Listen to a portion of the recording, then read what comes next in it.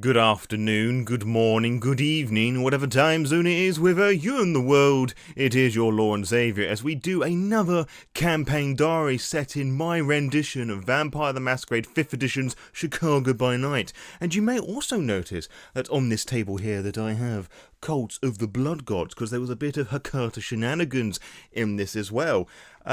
Which, if you paid attention to the last campaign diary that I did, you'll know exactly what I had planned. But that doesn't necessarily mean that my players would follow suit, although they did in that regard. So I'm not actually going to touch base about all of that exactly, because, as I just said, they did everything as I thought they would do. The only thing I will mention is that on the way there and on the way back, there was a conversation regarding the Lore Saviour, the Hecata, both their relationships with the Camarilla, but mainly the Hecata because Harry is the more interesting party in this particular instance.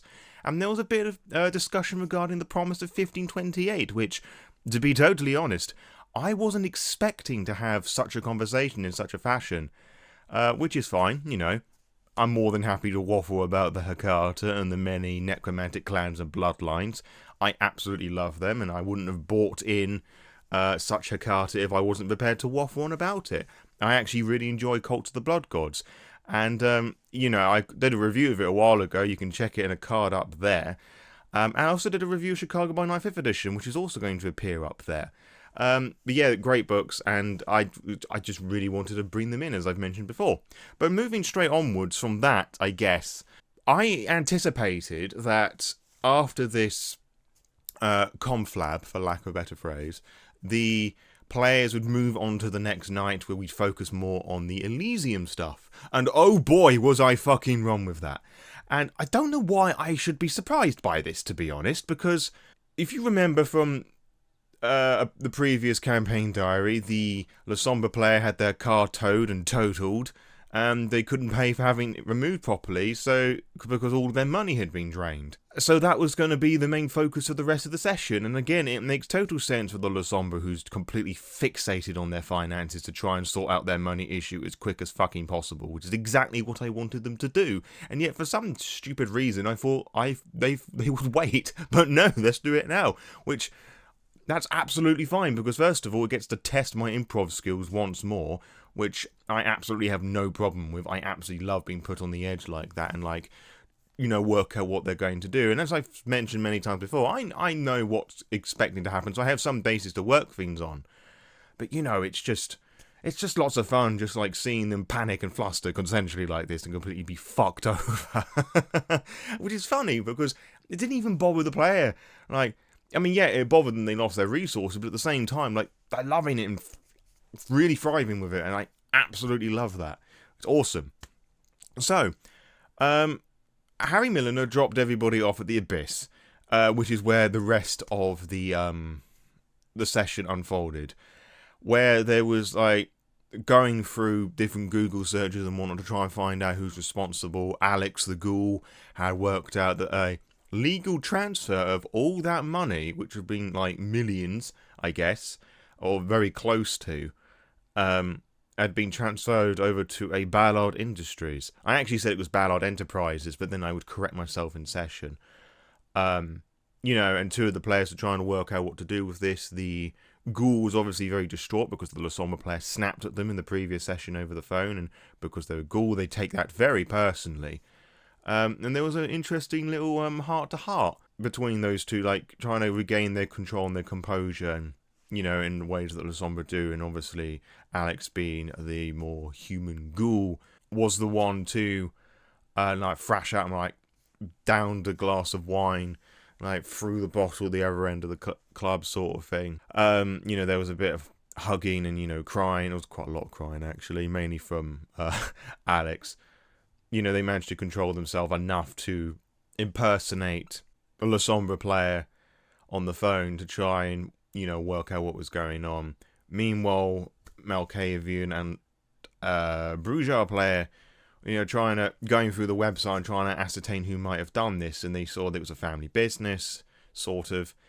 You know, all the CEOs and the board of directors, whatnot, all middle-aged, or mostly middle-aged white men, maybe a couple of women here and there, and one person of colour, just so the company says that they are diverse, which is kind of what they were all expecting.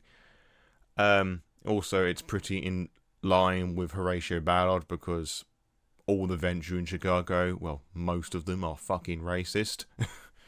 It's just the way of it is. But obviously, I'm not going to play that up too much. It's just a very clear, a middle and upper class white man's sort of thing. And there's people who's not going to like that. Oh, he's making all work political. Fuck off.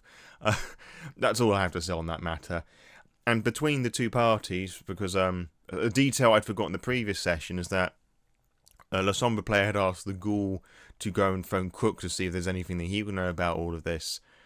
And the two of them had worked out, the two parties, I should say, Le Sombre and Ghoul, and Malkavian and Brujah, between them through different means, are able to remember that Ballard is the surname of Horatio Ballard, the de facto Ventru Primogen. I say de facto, it's pretty much set up that he is the Ventru Primogen in Chicago. By default, before the players and storyteller has any impact, there is no Ventru Primogen. There's a few candidates, but it is sort of Horatio that's, gunning towards that position. And the players kind of worked out that this is a Ventru, powerful Ventru trying to make their mark, trying to make a weapon out of you sort of thing. And there was a funny conversation about how, but my players had kind of worked out exactly what was going to happen, and I will mention this because they're kind of right with this. A limo would come and pick up Le Sombre player, Horatio would be in the limo, take him to like a fine restaurant or whatever. The one detail that they're wrong with that is that Horatio is not going to be in the limo because I'm a cunt. I'm going to build up that tension, just make things really uncomfortable. It's also going to shift the power dynamic. Sure, I could play this up as Horatio treating this as a date, but I feel with two femme-presenting people that may encroach some very unpleasant scenarios and potentially be triggering. So I'm not going to do it like that. It also makes me feel a bit gross thinking about it like that. Admittedly, there is going to be some element of that because he kept referring to it as a date, and the players are referring to it as a date, and they all think he's going to be a gross middle-aged man, which is fucking hilarious because they haven't even looked at the book and they already know what he looks like. But it's the focus is going to be more about Horatio getting what he wants, and I will talk about that idea in the spoiler section. There were two really emotional, for me anyway, roleplay moments in that session. There was a moment just before the phone connected to the bank because I had a fucking huge waiting list sort of thing. I rolled 2d10 and I got 78 or 87. It was one of those two. I think it was 78, which was ridiculous. But also at the same time, those queues can jump erratically. But anyway, whilst they were waiting for that, the Malkavian and Le Sombre player, something that the Malkavian player did, they took one of the photos from the investigators' conspiracy den, for lack of a better phrase. It was a picture of them with the Le Sombre player. Obviously, the Le Sombre player appearing as a more distorted bit of fuckery. And Malkavian player took that off, and I thought they were going to use that to mock them with. But no, it was a very sweet gesture. I thought you should have this because it's the only photo we're probably ever going to get of each other, which I thought was really sweet. Knowing the Malkavian player and also knowing my partner, who, like me, is a beautiful cunt. And I do say that lovingly, which I'm sure they'll appreciate, maybe. I was expecting them to be a bit teasing with it, but no, they were generally really nice about it. But of course, I wasn't going to focus too much on that because, as I already said, I'm a cunt. And had the phone connect at that point. But sometime after that, once the phone call had dissipated, at least that's when it happened. There was a bit where Brujah and Le Sombre had a bit of a heart-to-heart about, Le Sombre culture. I expected that to be happening in the car whilst they were waiting for Harry and Malkavian to be doing their thing, but they didn't. The two of them were just bitching about how their time was being wasted, and they, dealt with somebody who tried to mug with them. But anyway, the heart-to-heart happened in the club, and it was a good half an hour of them riffing about their character stories about how Brujah player essentially lost everything and was essentially homeless, hence them living in a storage bin at the beginning of our Chicago game. How their loved one hated them and all that and had to pawn off everything to, just to get on by. And then Le Sombre player opened up a bit more about their backstory, about, what their sire did, leaving their world behind. And you know, how the Lore Saviour, like, tear the individual down to try and really build them back up as a vampire. You know, if you can survive all of this and discard your humanity, you are worthy of the embrace. Obviously, within the case of the Brujah instance, their sire didn't quite finish the job, hence the Brujah sire, the actual Brujah, you know, managed to, like, snap them up at that point. And it was very touching. There were a couple of points where I thought I had to step in and ask, you know, we all okay?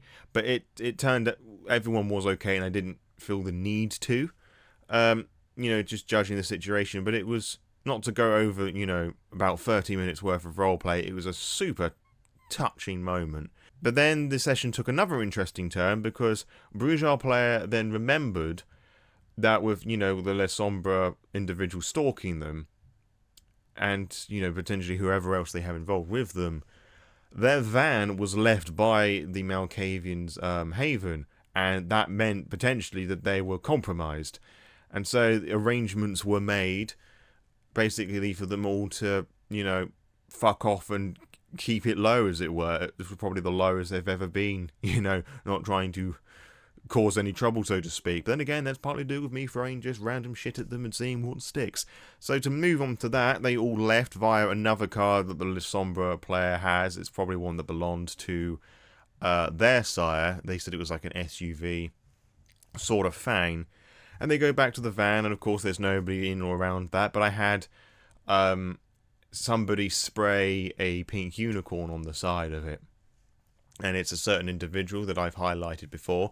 An individual who has pink hair in ponytails that the Brujah player had noticed before. Which kind of thought that, made everyone think that this individual was connected to this particular individual, or at the very least, somebody who was having a bit of a prank and a good time.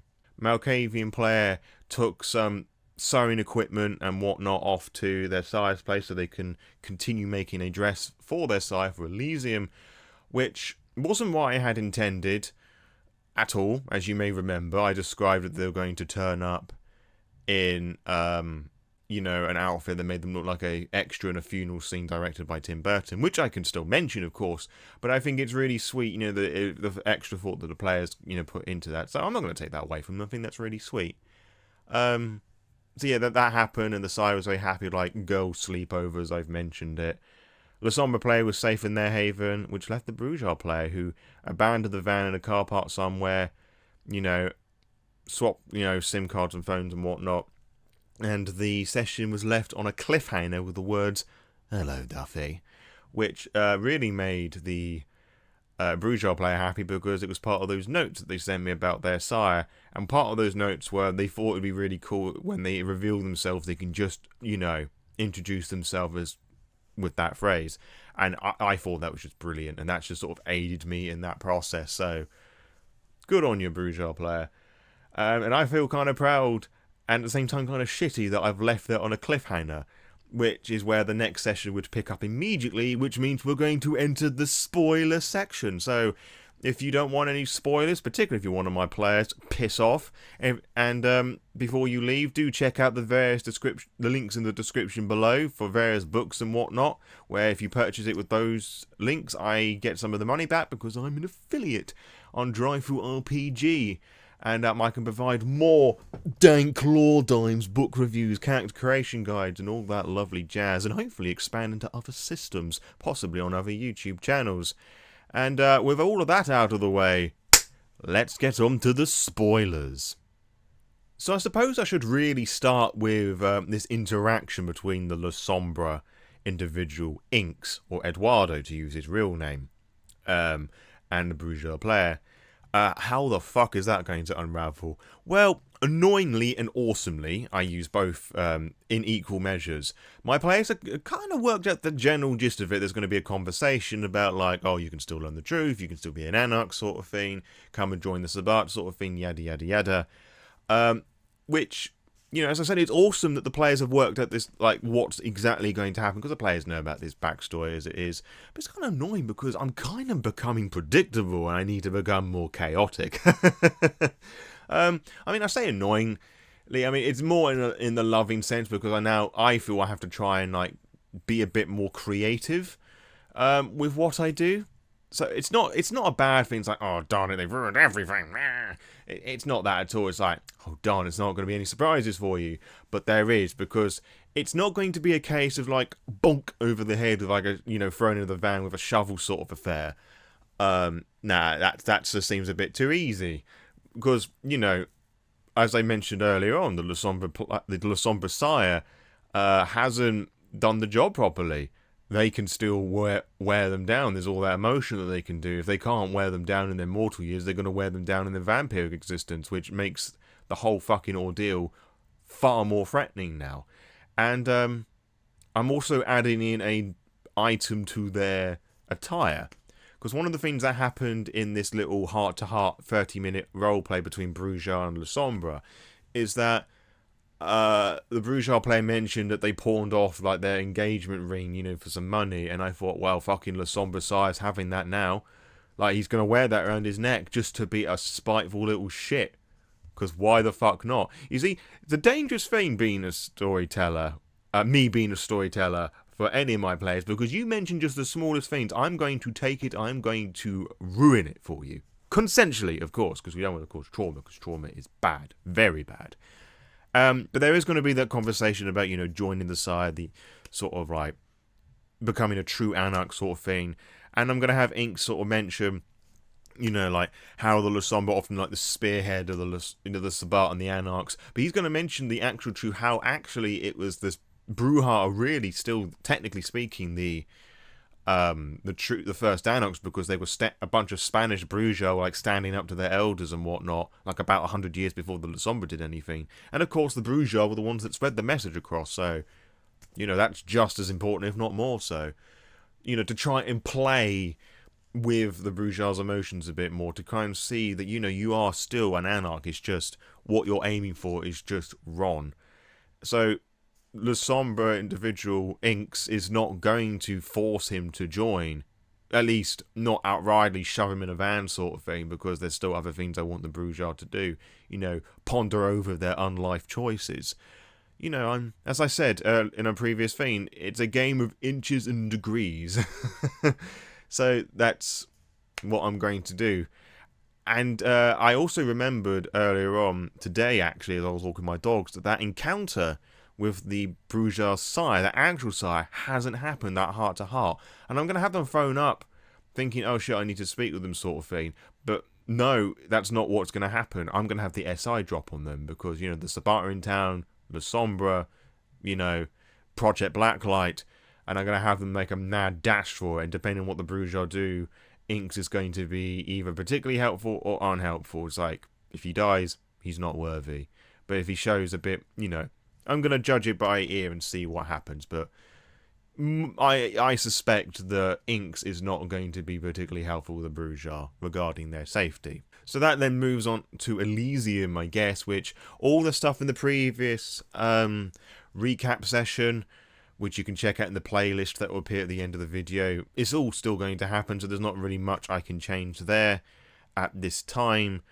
Other than there's definitely going to be a conversation between the Lore Saviour player and Maximilian Dorman, because Lore Saviour player did email Maximilian Dorman, because I decided on the fly that they were a lecturer in business at the University of Chicago, because I've just, you know, just established that connection there about like trying to see if they can help them out at one point or whatever.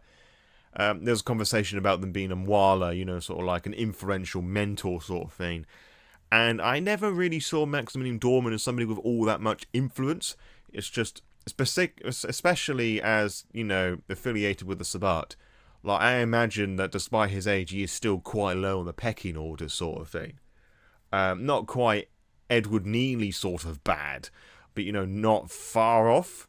The difference being that Edward, you know, betrayed you know, the Camarilla is now trying to worm his way back in. This is very much the case of Aventu, you know, embraced into a path he did not want sort of thing. At least that was my way of thinking. So there's going to be that element to it, as well as all the other bits and pieces that I mentioned in the previous recap thing. There's obviously going to be the conversation where the Brujah player is going to learn from their actual sire. about the existence of Lodin, how he's actually still alive, and the secret that she's been keeping to her chest. And if anybody finds out she's dead, like she's got like a blood hunt on her sort of deal going on. And of course, there's going to be that date with Horatio on the following night after Elysium, where, you know, as I mentioned in the previous recap themes, it's going to try and eliminate another venture. It's one of the new ones mentioned. I forget her name, but she's actually quite a cool character. How, like, she, despite her age, she she was previously a slave, and how she, like, stands up for other minorities and provides, like, a school and hospice sort of scenario. I'm half remembering things here. I need to have a look over her profile in Chicago by Night. And it will also test the player's morals. Like, sure, you're going to get all your money back, and quite possibly, if you stand by me, I may be able to help you achieve the status of primogen.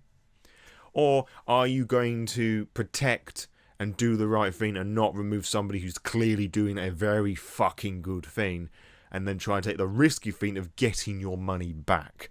So there's that element of it. It's going to be see what the La Sombra player has in mind, like where do their morals stand, particularly keeping in mind with their convictions. Their touchstone Samantha, the one they've been creeping on, is a woman of colour. So I'm going to see if that's going to be taken into consideration with the character as well. And it's more the conviction of, like, kindness isn't a weakness. And I think if they go along with this, they're going to, like, stain their humanity for sure. Stain as in the mechanical sense here. And finally, something I have forgotten about, which I remembered shortly after the previous session that we had. The Malkavian player still needs to reap the consequences of their fear frenzy from, you know, the blood bond of their sire initially breaking.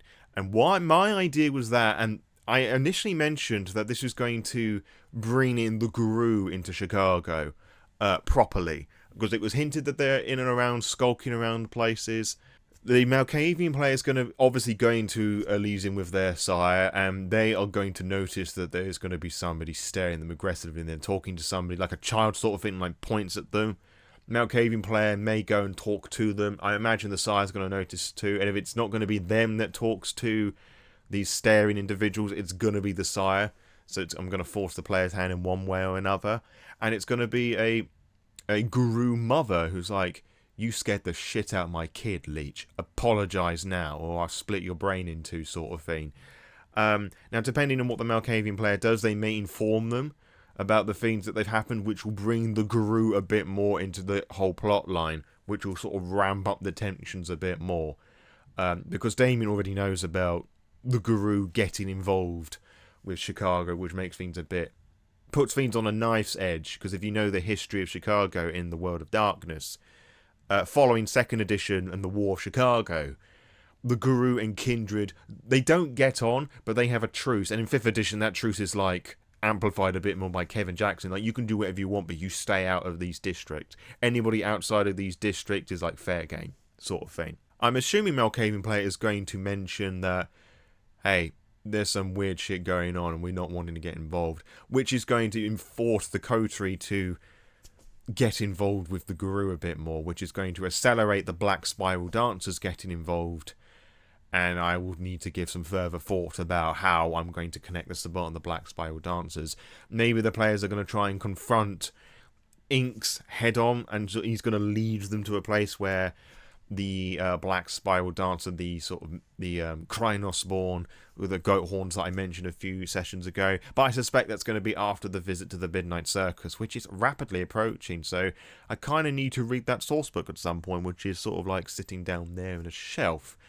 So yeah, that kind of wraps things up. It's a much shorter, I feel, recap campaign diary. But as I've said before, a lot of what I expected to happen and a lot of things that I didn't expect to happen. And I've kind of rushed through a little bit because, I'm condensing a lot of things anyway.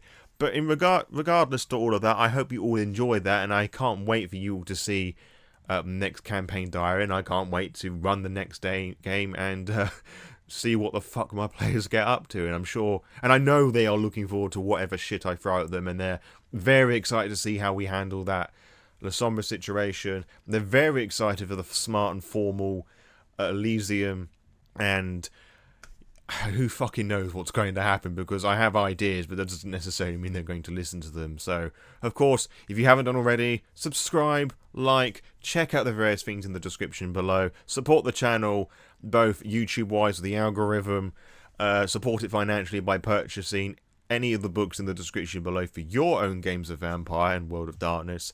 So it helps to support the channel financially so I can continue to stock up these awesome libraries of shit. Good shit. So some of it's bad. I mean, I have a load of Kindred of the East books. I mean, that's fucking garbage. Anywho, tune in next time, whatever episode that may be it regular thing, rant, or campaign diary. And until next time, farewell.